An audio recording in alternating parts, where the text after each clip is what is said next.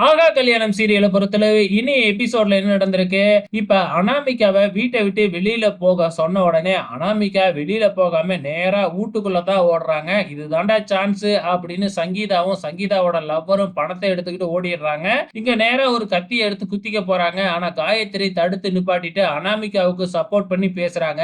அனாமிகாவுக்கு support பண்ணி பேசி, "இது எல்லாத்துக்கும் காரணம் சூர்யா தான்" அப்படின்னு சூர்யா மேல தூக்கி பழியெல்லாம் போடுறாங்க.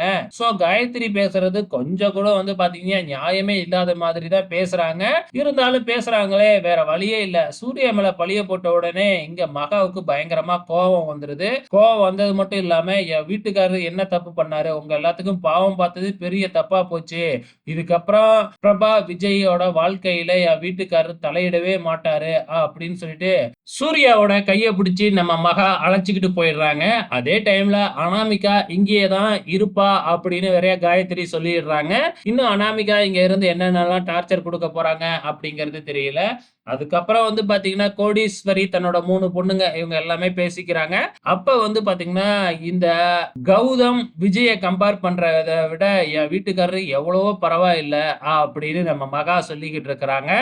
நம்ம சூர்யா ரொம்ப நல்லவரு அப்படிங்கிறத இப்பதான் இவங்களே புரிஞ்சுக்கிறாங்களாட்டுக்கு.